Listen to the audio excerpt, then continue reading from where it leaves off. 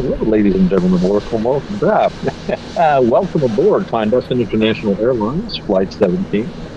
We're on our usual chartered flight to Shambhala International Airport at an undisclosed location, somewhere in the Himalayan or possibly Himalayan mountains. If you have any idea of how that's actually supposed to be pronounced, please don't hesitate to say something in the comments. We always be corrected when we're wrong. We're going to be reaching our cruising altitude of 32,000 feet. And looking at the weather forecast earlier, there was some turbulence predicted ahead, but I think we'll be able to climb over that or sidestep it. And of course, you never know what else is going to be up in the air here with us, but we don't have to worry too much about that because we have with us my co-pilot and electronics warfare officer, Roger Hansen. Roger, good to have you with us again. Good to be here. So with both of us here at the helm, I think it's safe for me to turn on the Otto Matic pilot and notice that the smoking lamp is now lit, and of course the seatbelt light has been turned off. Smoke them if you got them. And so we proceed onward on our zigzag path. We can't go directly to our destination because, of course, that would give away its location. And we can't be doxing Shambhala. It's been a successfully kept secret for these many millennia, back before even ancient Atlantis and Lemuria. So we're not about to give it away by going straight there. So Roger, it looks like we've got another cold snap upon us. In fact, there was another snow pounding after we were hoping to put that behind us for the year. Anything hit you where you are? At the moment, the weird part about it is it's saying that it's 46 degrees here, but the wind is ferocious here. It feels like it's down in the teens, to be honest with you. Even though it says it's only 46 degrees here, or it is 40, that's actually a good thing. But yeah, your wind chill is probably a lot lower than that. My goodness. Yeah. But yeah, it's pretty interesting. I've never had a day where it's 46 degrees outside and you really want to be inside so that you can stay warm, you know. Yeah. By this time in the winter, 46 sounds like, Palm Beach. And but yeah, if it's that windy out, are you getting any rain or anything? Nothing so far. We've got maybe little bitty specks that came down about 2 nights ago, and they were just a little bitty. That's not too bad. Yeah. Well, we just had down in I guess New Jersey got hit really hard, and parts of Maryland, New York City, Long Island, and I guess up into Boston and Massachusetts. Massachusetts in general, but Boston and Cape Cod got hit with amazing amounts of ice and snow.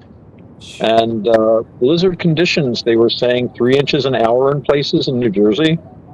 And it's just really amazing. I live north of there, in upstate New York, and we didn't see nary hide nor hair of it, to tell you the truth, which was quite a relief because we just had a large freezing spell followed by a whole bunch of snow dumped on us. But one thing that has happened, though, whatever this weather system was, we're plunged right back into the cold again. I think it's going down to 4 degrees tonight where I live. So, and that's Fahrenheit. None of that Celsius metric stuff. That French system. That's right. Roger can tell you about the importance of the French to civilization. Oh, we want to keep it respectable here. We want to keep it respectable. We're gonna. That's a very important thing to do. But so there've been a lot of changes with the weather, a lot of changes with everything in our lives. We've had a lot of changes happening in the world of late, and we don't generally do too much in the way of what would you call it, current events. Mm-hmm. But we do have some changes now that I don't think anyone can ignore. Changes that are going to mean big differences in some of the stuff that's going to be produced here. And I'm talking, of course, is that Bob Dub is back in charge of quantum gathering. Yep. And I think this is going to be an exciting time for us, Raj. What do you think? I think it's going to be pretty great. It'll give me time to focus on getting some cool background videos made, getting things edited out, and but just basically do what I've been wanting to do this year. Try to stay more Uh-huh. focused on the actual work rather than having to do the talking points or anything like that. You know what Yeah, I the mean? live stream and organizing all that So aspect of it necessarily. That all that production work, which is really key.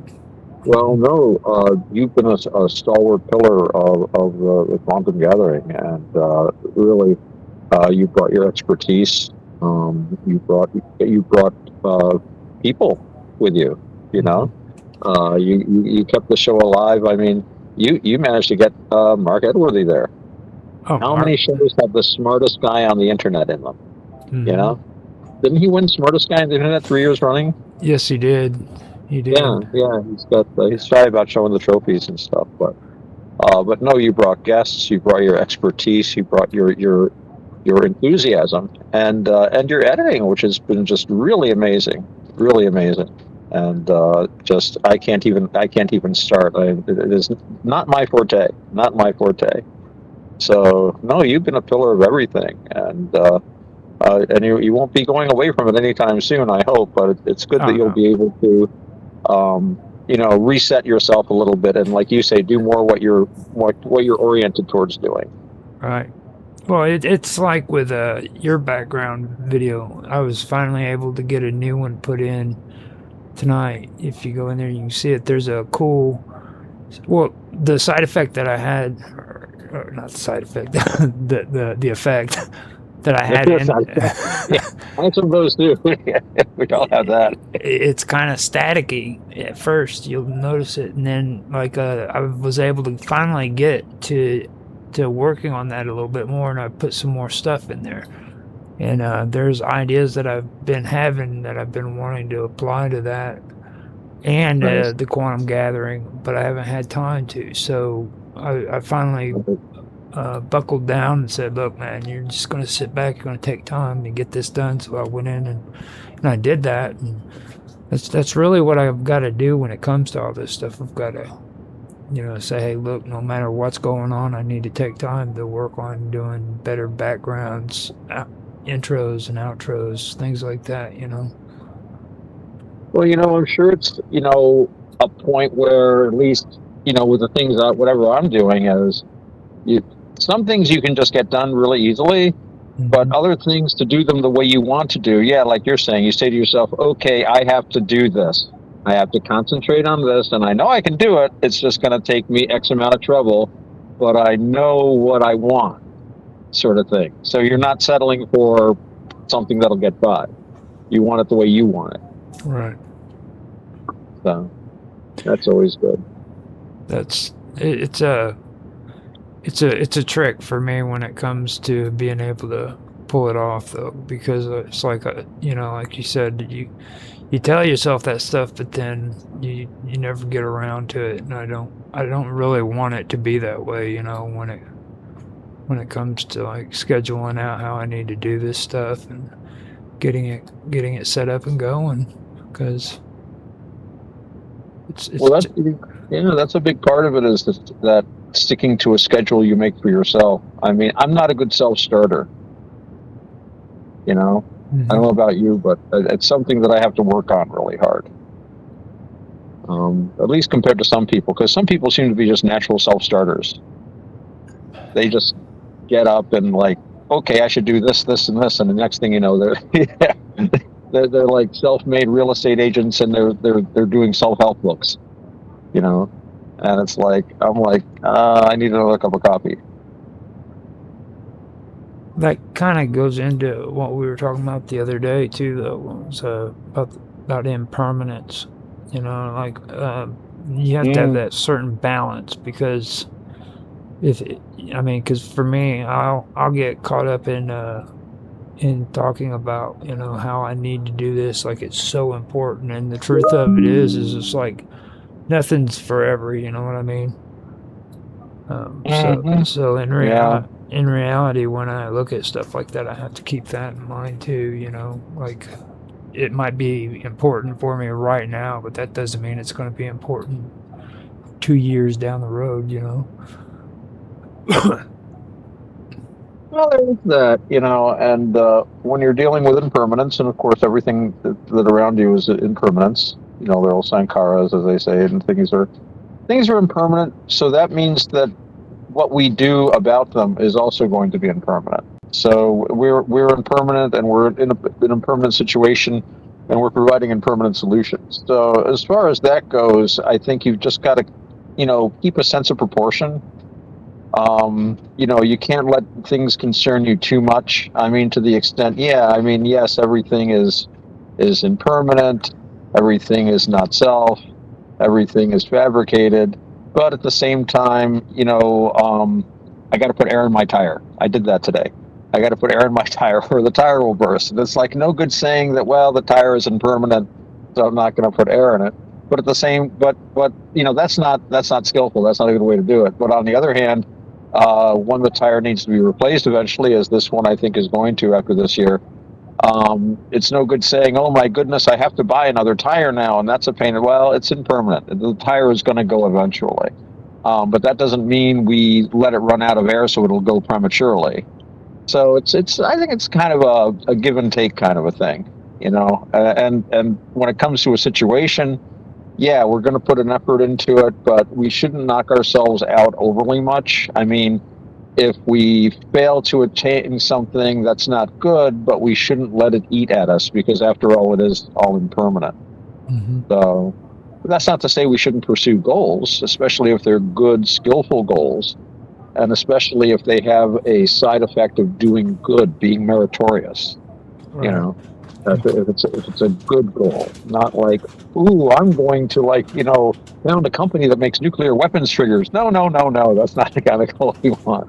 But if you're doing, there's a lot of things. That used to be my joke about when I used to work taking care of developmentally disabled people. And I said, well, it's not a very well-paid job, and it's not very glamorous, but I used to say there's no moral ambiguity about doing what I'm doing. Unlike, it was like if I had a job making nuclear weapons triggers, I'd be wondering, maybe this isn't a good job for me, because that was always my example. And there are people that do that, and I wish them well. I do. I wish everybody well. Well, I mean, if you don't get that tire fixed too, that could cause problems. Oh, yeah.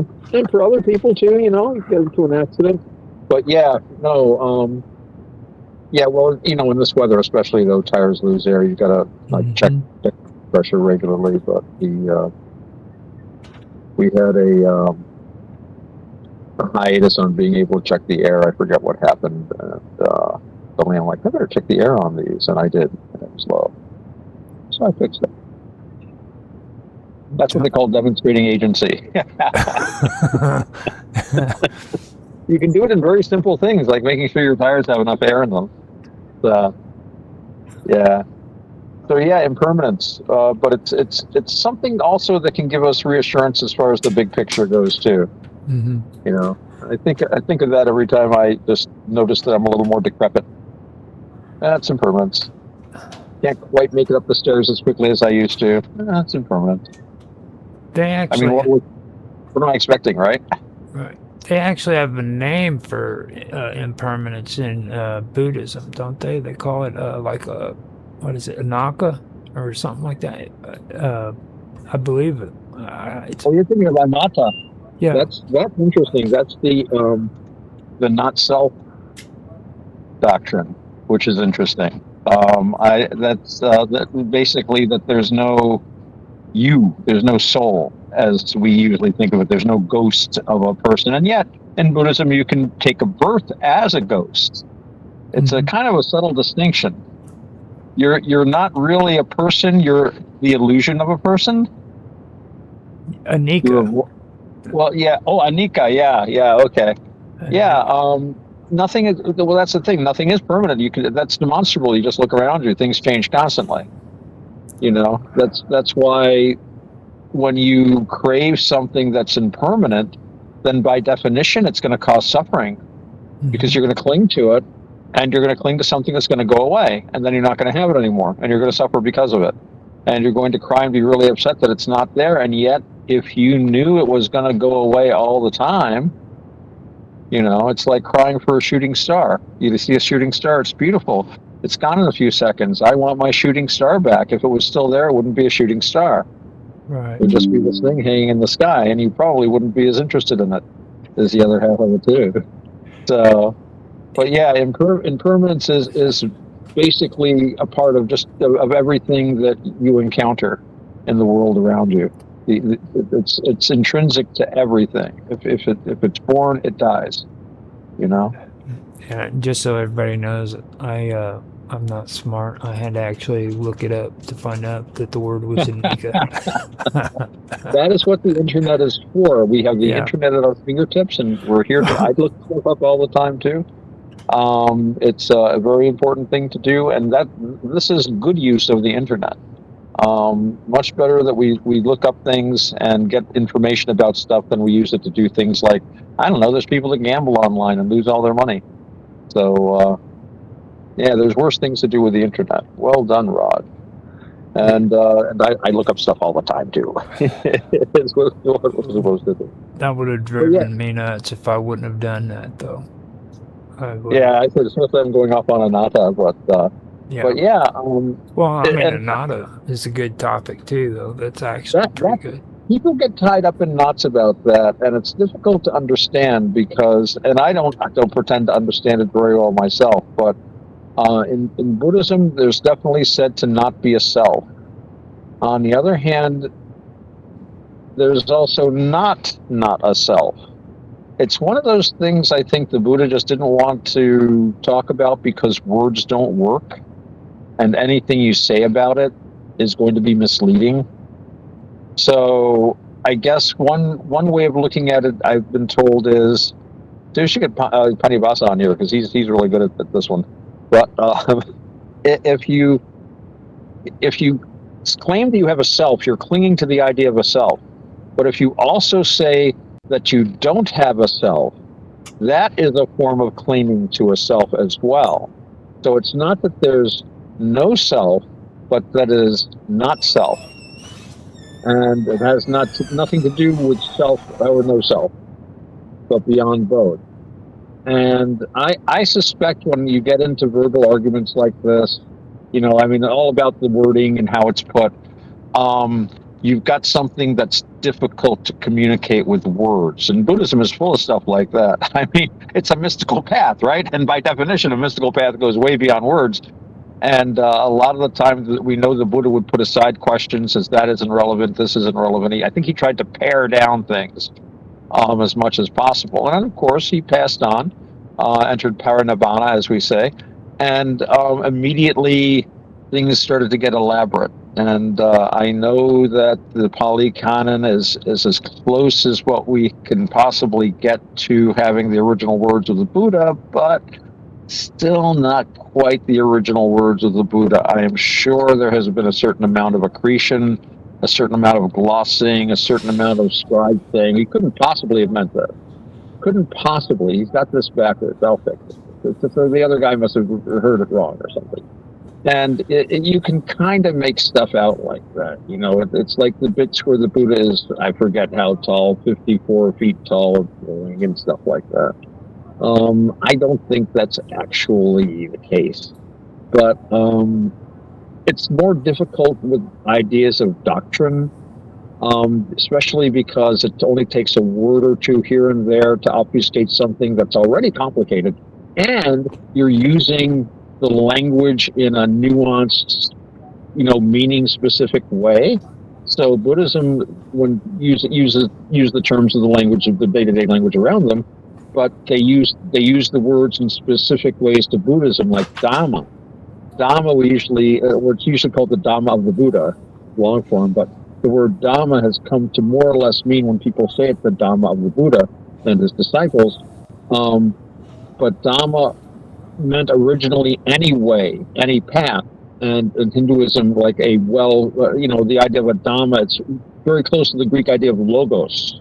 Not just the law, but also the order of things. And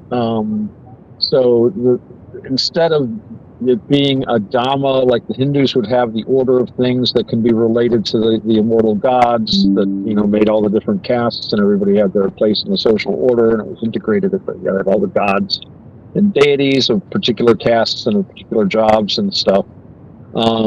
This was a dhamma of a practice, an ascetic practice laid down by the Buddha, and so it was a break with the older religions, and again, in many ways, wasn't really addressing the same questions or issues that we in the West would expect a religion to address. Although, obviously there's a certain critical spirit, I think, in Buddhism, but I'm not an expert about the Buddhist Hindu kind of friction that existed, certainly, but.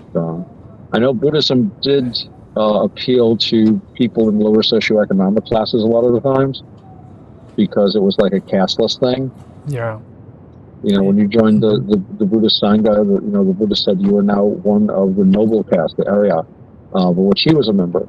So it was a way of basically making, throwing caste aside and starting fresh. And I don't think that was super popular with a lot of the ruling class, but people that were not the ruling class thought that was just fine. I have read that when the Buddhism in certain areas, when they interacted with the Greeks, when the Greeks got involved, the Greek converts brought an influx of wealthier and more aristocratic patrons to Buddhism, which very often had been like a religion for like poorer, more downtrodden people, although also of people that might have been of an upper class but were of a defeated tribe or defeated nation. They're still hanging around, but they're not allowed to take part in the government like they used to. We'll be Buddhists kind of deal. And then of course the Greeks got them making statues, and then all bets were off. It went downhill from it. No. For me, when it comes to determining what's Greek and what's Buddhist, it's kind of tricky because it's like when we were talking about the tree, the Buddha, the Bodhi tree. Right. I mean, that's kind of symbolism too, right there. So it's kind of tough, you know what I mean? Because even before the Greeks got there was a certain level of Buddhism, like you said before. Or a certain level of, there were Buddhist ideas in the country, just like there were Hindu and stuff like that. And actually, Hindu, we can get in a whole discussion of the word Hindu and what it means as far as religion goes, because really that's just kind of something I've heard that the British came up with for all the different religions that are followed, but really, that some people worship Shiva, some people worship Ganesha, some people Krishna. There's all these different religions in India, and they're not necessarily all one big religion. They're just a bunch of little religions that just get along with each other. But yeah, so you had basically pagans and Buddhists and and a lot of tolerance between them. But the Greeks were like always anxious to find their gods among other people. So I think when they got to India, like I've heard, like they thought of Krishna as Heracles, believe it or not, which I thought was kind of interesting. Yeah, that is kind of interesting when you look at it. I was talking to you the other day about Hercules. I believe it was the part where, like a lot of people miss the story in Hercules where he freaking flips out and kills his whole family. Oh yeah. You know what I mean? And then you were talking about the hero that always being a scary figure. Yeah, he's not always a nice hero. Heroes are very dark and powerful, and well, even in storytelling too, we were talking about how there's always that big strong guy that makes a mistake and then ends up running off of a cliff or killing himself because of it. Well, that was the guy that he was the really strong guy, and he apparently just went crazy. Mm-hmm. I believe it was something like he went into a schoolhouse and pulled down the schoolhouse. A bunch of kids were killed, and he ran screaming off of a cliff and died in the ocean. And the people were just, their jaws dropped. This must have been a visitation of the god. This is just like this little, farming community in ancient Greece or somewhere. And they were told by the oracle. They went to the oracle, which was the religious authority, and they said, build a grave and offer heroic sacrifices to this guy. Sacrifice to him as a hero, which meant feeding his spirit in the afterworld, so that it would have sustenance, so that it could think clearly, and this would also keep it from maybe necessarily haunting the place.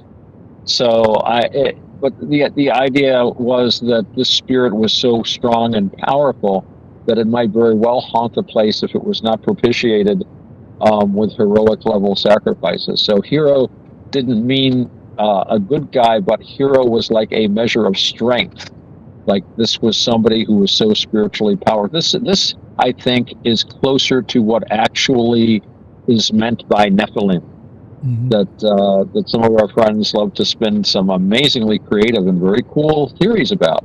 But I think there is the idea that it simply refers to what the Greeks would call heroes, which were people who were felt to be of semi-divine or origin. Sometimes, like they would have, like Julius Caesar. Supposedly the goddess Venus was one of his ancestresses. She was like his great grandmother or something like that. So they had this idea of people having divine ancestry. These would be like the sons of God, right? These are the sons of Zeus, if you like. Although I think Venus was the daughter of Poseidon, but you know what I mean. So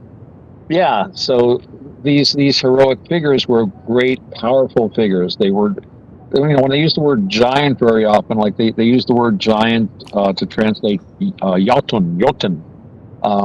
Of the Norse myths. They're always fighting the frost giants. They weren't any bigger than anyone else. That was just a giant in presence sort of thing. So you would call Alexander the Great a giant. And of course, Alexander did make armor 10 times human size and leave it lying around, so future generations would think he was a giant. Did you ever hear that one? No, I didn't. When he had to pull back finally from his conquests, he had his smiths make huge armor and just leave it behind. So he thought future generations, they said, "Whoa, look at this. Is there a name in there?" Yeah, it says Alexander the Great. Whoa, he sure was. Yeah, he was a PR guy. He was a PR guy. Oh yeah. They made it out like what was that book that was all the way up into the Middle Ages? People said the Alexander Romance. There was something called the Alexander Romance. Yeah, it was who was his tutor? Was it Aristotle? Aristotle. Aristotle was supposed to have taught him these teachings, and it was passed on to generations, or from generations to generations. And if royalty lived according to these ways, they would have a great empire. Everything will work out just perfect. At least that's the way I remember. I forgot what the name of it was, but it was an actual book people believed was written by Aristotle when he was educating them. Yeah. They, it's interesting. They always are. Of course, they always attach to famous names all kinds of writings that have nothing to do with it. But that made me think that about how in ancient China you would have all these books purporting to teach. In these books, it was always how to teach a young prince or a young man how to be a good ruler. And it was like just this really popular genre. So maybe there was some influence. I don't know. There definitely was a Buddhist influence, I think, on the Greeks by even before Alexander the Great's time. I mean, they established those Hellenistic kingdoms in India and the Orient, but we know there was plenty of trade. I mean, that's how Alexander knew to go invade there. They'd been trading with them for a long time. They knew that's where the gold and pearls and spices.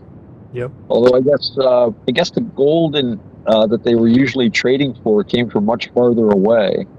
I've heard that was also a factor. They were trying to follow the trade routes to find out where the gold was coming from. They loved gold. Well, the one thing, whenever I've done my research into history, a lot of people get caught up in the trail for like gold and silver and all those minerals, but a lot of the warriors or a lot of the kingdoms, they were more interested in like copper and steel. You know what I mean? They wanted to find materials that made steel weapons. Right, right. So I mean, and that was the weird part because like people don't understand why the Greeks were so fascinated with Anatolia. Well, Anatolia was just rich in the materials that were needed to make metal weapons. You know, just like Right. I believe Persia was the same way. I believe they had plenty of material for metal weapons. That's why there was always that struggle going on between Greece and Xerxes. Well, they had. I think in some ways the Greeks were kept pushing westward. They ran into the Greek settlements, the Hellenistic world, and it's interesting. I think in some ways you could say that the Greek world was about as far as the Persians were going to go because there really wasn't much beyond it worth their time.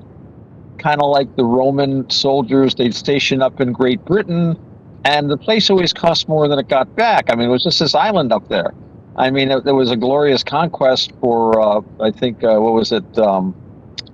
Claudius did the successful invasion just so he could say, "Look, I conquered someplace." Like it wasn't really super hugely populated, and I mean, yeah, they did make some money off the wool, and they could settle some soldiers there, but it always cost more money than they ever got out of it in taxation and stuff.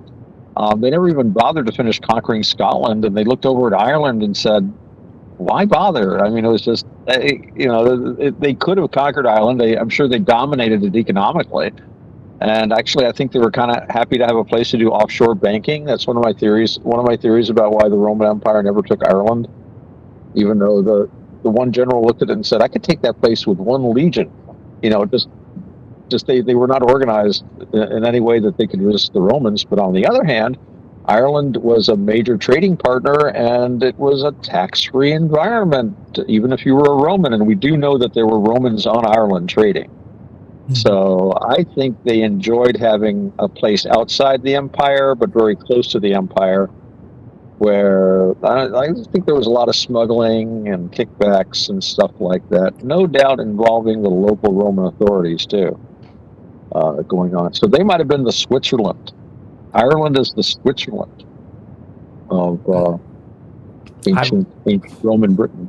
I would call it the Roman underworld because that thing about Ireland that really gets me is there had to have been Roman elites there in England or England that didn't want Rome to know about how much wealth was actually able to be pulled out of Ireland because if you check it out, they have like one of the most abundant copper mines in the world there.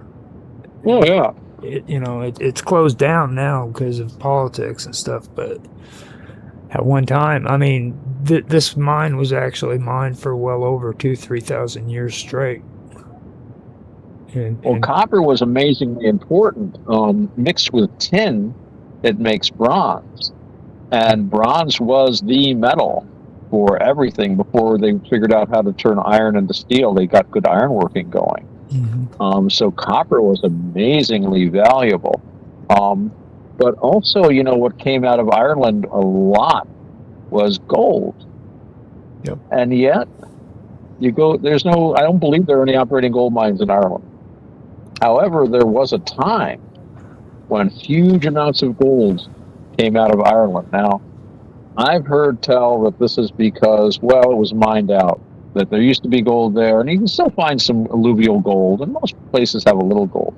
But there's no real huge amount of gold in Ireland today, and yet at one time, Ireland was a vast source of gold. Well, where did that gold come from? It didn't come from Ireland. I suspect it came from Central and South America. I think the ancient Irish were voyaging down there, and down there, those people treated gold the way people in Ireland treated copper. They probably could trade it on a one-on-one basis. And of course, the Irish were just going to say, "Oh, we pull it out of the ground." They're not going to tell you where they get it because you can go there and get it. Mm-hmm. I mean, the way the Central Americans and the South Americans, the ones that had access to gold, especially in Central America, gold was such a common metal to them. I mean, it was a sacred metal and this and that, but they didn't put any kind of real value on it the way just about every other person on the planet did at the time.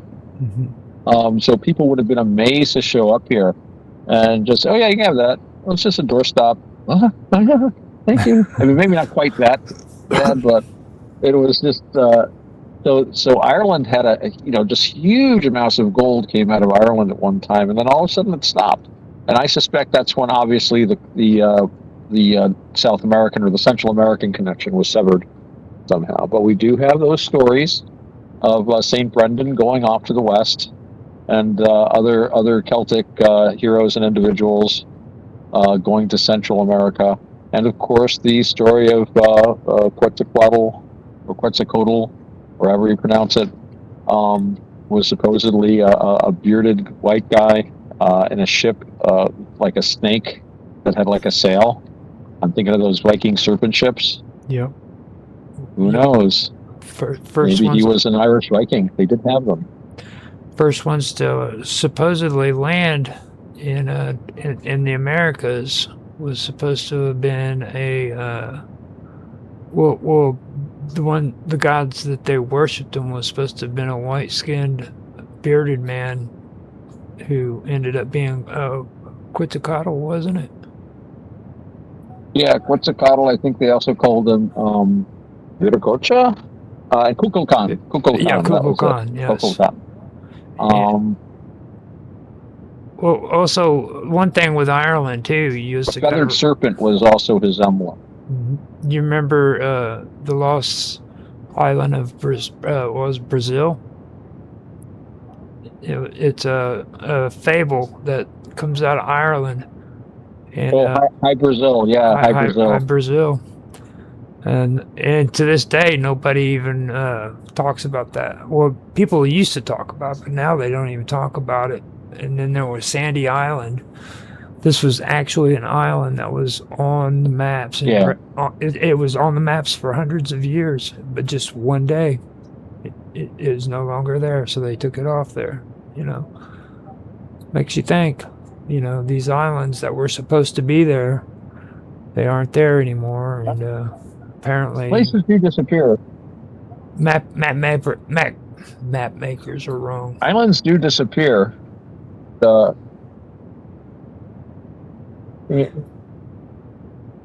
Your sound is getting. Let me check. Your sound is getting distorted there. Let me see real quick. Yeah, it says the internet's messing up on me. Can you hear me all right? Yeah, your sound is a little. Okay, how's that? Is that better? You there? Maybe you could turn it on and off. No, so far so good. Okay. Yeah, you were starting to sound like kind of distorted. Yeah, I think you sound okay now. Yeah, I think it was giving me a little bit of an issue. Maybe you just needed to reset or something. Yeah, I turned the mic on and off real quick. Good. Yeah. Good. Yeah, it's like these Western islands. It's an old tradition, and I think you can tie it into. Actually, somebody was pointing this out to the Odyssey. When Odysseus, he goes to these people, the Phaeacians. I'm not sure how you pronounce them, the Phocians, Phaeacians. Anyway, these guys, they're all the way to the west. They're the sons of Poseidon, and the daughters of Poseidon too. And they have like mastery over the sea. They can take him. They take him right back. They're basically magical creatures, and there's always been these stories that if you go far west, you'll come to an island where there are people that live forever, or they have access to these magic apples. It's kind of like a land of the blessed dead. not just the regular underworld, the humdrum of everybody like, oh yeah, here we are, underworld, this is fun. To it's a place where they've got like parties and stuff like that. But it always seems to be an island in the west, and it's always very difficult to get there. Well, to get there alive, anyway. The thing about But I think there are actual islands that have disappeared too, Mhm. because there is volcanic action, and I know there's been a few places where islands have been reported, and they find stuff under the water just a little bit, where they sink sometimes. Mhm. I know when I And finally islands appear too. when I finally get down to it, I'm gonna start doing research on that because I've noticed that it's not just one or two. There's actually a whole list of islands that they've just decided to take off the maps from the 1400s all the way up to now, which I do find that really interesting. You know what I mean? Does that make sense? Yeah, yeah, Mystery Island. Somebody saw something there at one time, Mm-hmm.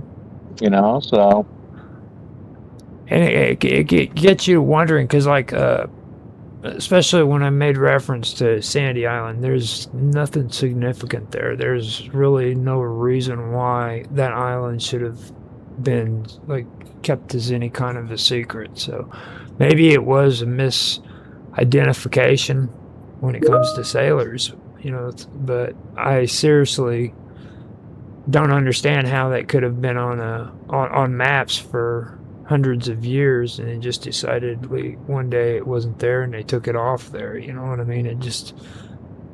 Nobody ever questioned it. I know that a lot of the times they would depend on like sailors to tell them, hey, we saw something here. And, you're a captain on a ship, you see an iceberg, but it's not moving, it's covered with birds and it's dirty, so it doesn't look white. And you say, oh, look at that little rock, it's all full of seagulls, it's at this latitude, that longitude. You get back, it's published, and some map maker says, well, if it isn't there and I put it there, no harm done. If it is there and I don't put it there, someone might run into it. So you err on the side of caution and you put it in, but then after like 8 or 10 people go past and say, boy, I didn't see a thing there, they Right. go, oh, well, it must have been. I know that happens sometimes. What the odd ones are when like more than one person reports it. Like it's been reported there over time, and then all of a sudden people stop mentioning it, and it's like, what the heck? And I mean, I think sometimes, like I remember one example I read about years ago where they basically, if you go there like 5 or 10 feet under the water, you can see the shape of what used to be the island. It wasn't a big island; it was just like this rock. And they figure, well, they have volcanic activity and subsidence. Sometimes you get a mountain slip, and it just went down like 5 or 10 feet. And of course, sometimes you get them built up from that. They had that island somewhere near Iceland or something, where just like a volcano went off offshore, and look, they got a new island. So it's a constant thing. But some of them are the weird ones are the really big islands that suddenly aren't there anymore, and it's like other people saw this. I mean, I guess sometimes I think it's just they got the position wrong, especially in the early days. They might not take quite the right reading, and it's actually the island is like actually 20 or 50 miles away or something like that. That's usually pretty explainable. It's like, wow, Horseshoe Island isn't here, but look, here's an island just like a horseshoe 25 miles away. I think that's it. You usually can figure that out. But yeah, there's some things and there was like a whole land up near the North Pole that somebody saw. I can't remember the name of it now. They tried to find, they couldn't. Oh. Yeah, see, I think that was actually England. That they what was it? They had I know what you're talking about. It was like a far off land. Yeah. And they were mentioning it. You had to go through the Gibraltar. You had to go through Gibraltar, and then you had to go up. Something about Atlantic. Atlantica, maybe. Yeah. I believe is because I know they weren't talking about Atlantis. I mean, Atlantis, they had their own stories on that one, but this one was like Atlantica or some name like that. It was before they knew about England, or most people knew about England. It apparently had been discovered way before what people believe it was, but it wasn't well known. You know what I mean? Right. Well, I know that they had a lot of weird ideas about the way the Earth was constructed, and a lot of them had to do with what they wanted to be. Like they wanted the Northwest Passage, they wanted the Northeast Passage. I was reading about when the British, the English back then. Well, they were British. But anyway, they were English mostly, and the English were like exploring, trying to find a way to get to China by going east through the Arctic Circle, past Russia and stuff like that. And there's really no practical way to do that. I mean, you can eventually get there if you're lucky, but they were looking for like a major trading hub. But it was funny because the guy, the Mercator, the map maker, they had contacted him, and he's like, "I'm sure that there's a big way to get down there because this guy told me this, and I heard a report of a river that went that way, and I'm sure if they just kept going far enough, they will find something that goes south, and it'll take them right to China. Really, I really think so." Well, that's not right, and people were trying to go that way, and were like, freezing. And I know this one crew, they found they thought they froze to death, but it was more likely carbon monoxide poisoning because they were like heating their ship with braziers, and they just filled in all the holes because it was so cold, and then they just keeled over.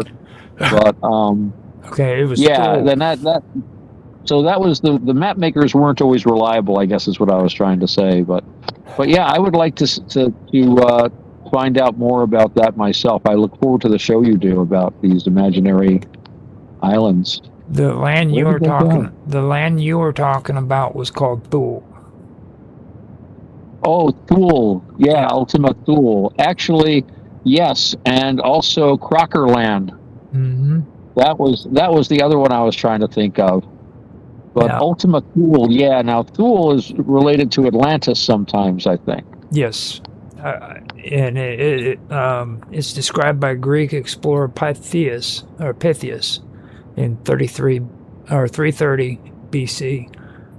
And it was land far to the north, likely Norway, Iceland, or Shetland Islands, where the sea was frozen and the sun barely set. And the one I was thinking of was Doggerland. Oh, right. That's underwater now. Right. Yeah. Actually, a guy did a very interesting video about that. I'll send you a link to. Cambrian Chronicles talked a little bit about Doggerland. He was talking more about like the Welsh lost counties, lost cantros they call them, that sank under the sea. And he's done a couple of episodes about that, but he was talking about one reference in a story that seems to refer to a time really long time ago when the Irish Sea was very narrow and shallow. But that would have been many thousands of years ago. So it's an interesting bit of folk memory. But then he was talking about Dogger Bank. They have actually figured out where the rivers were on that. That's all underwater now.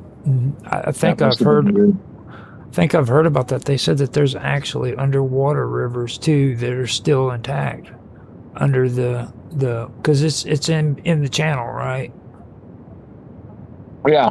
Mm-hmm. Well, underwater, when you look at the underwater terrain, it's amazing.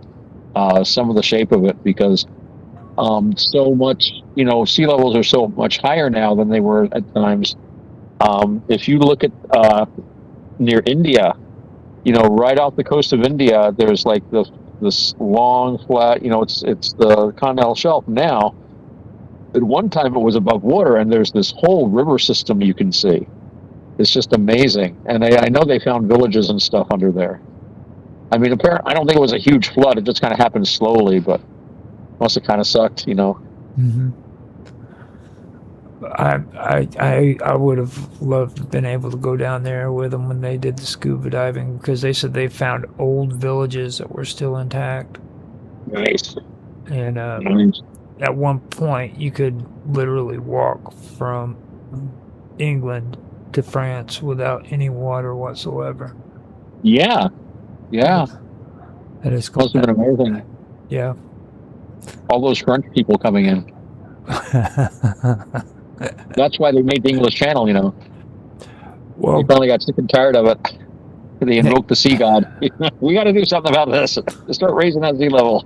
before we get caught up into complicated things like that, we need to figure out why the Black Sea is there in the whole story behind the Scythians. You know, that's more important than the French people.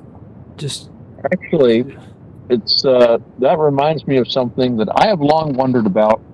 That a story having to do not with the Scythians as such, although I think they may be involved, but with the foundation of the Macedonian royal house.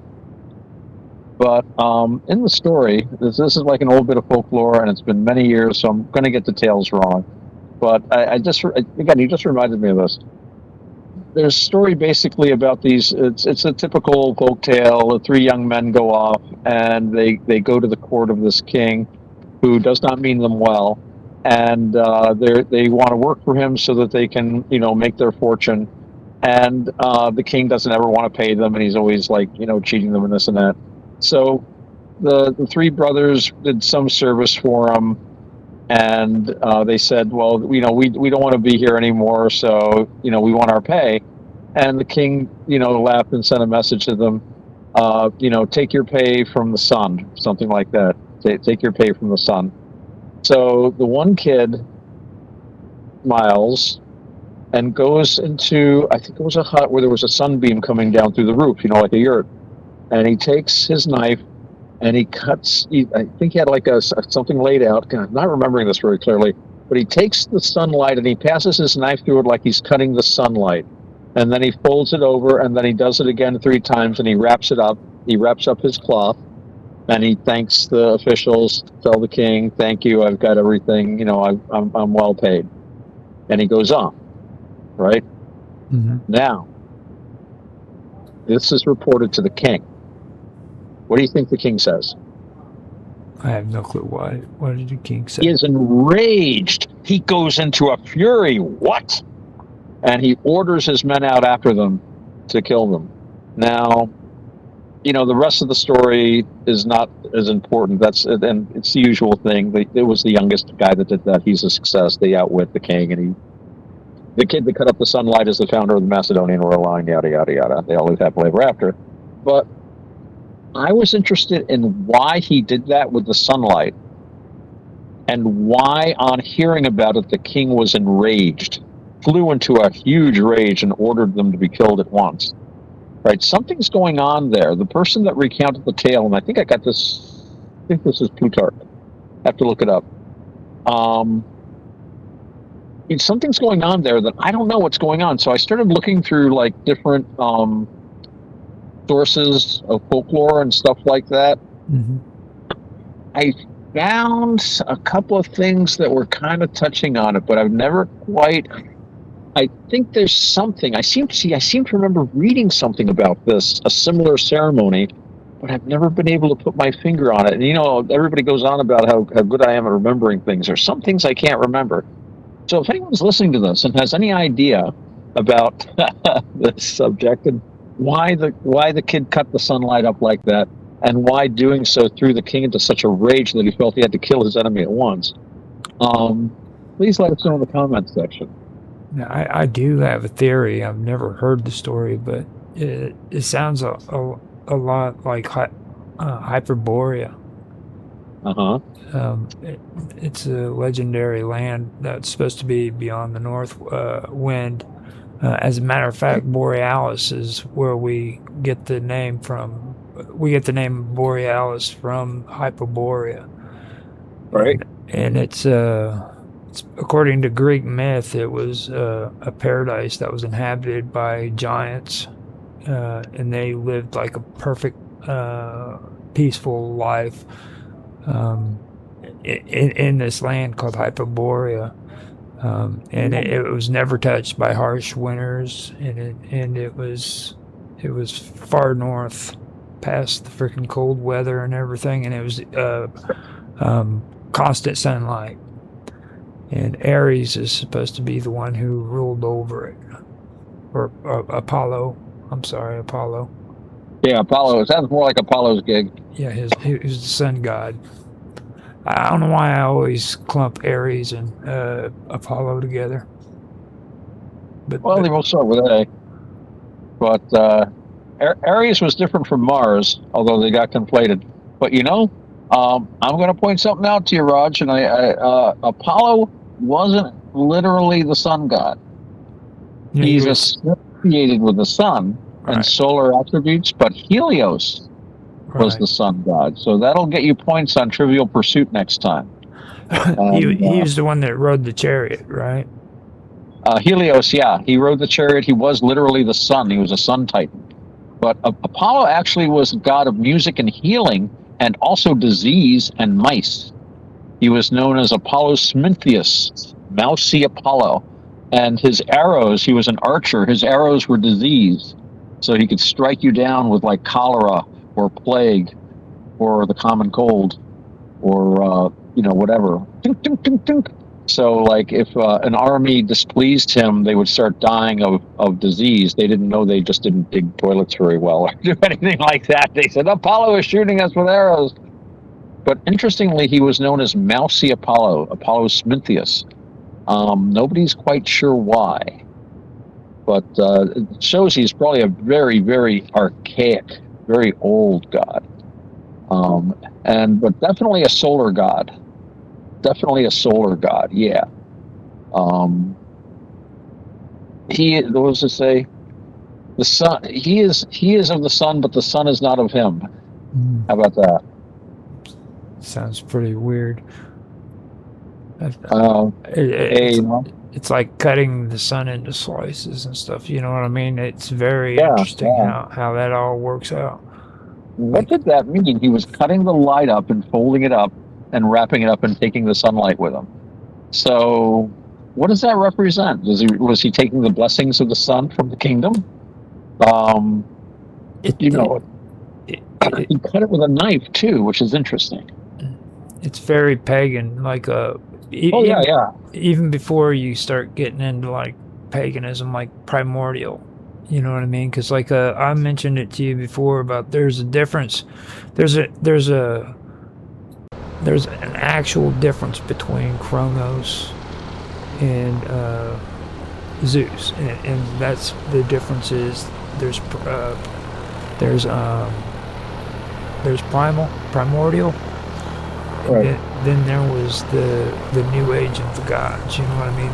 The more that they considered it the more intellectual belief systems, I guess you could call it. Like Kronos was the primordial deity.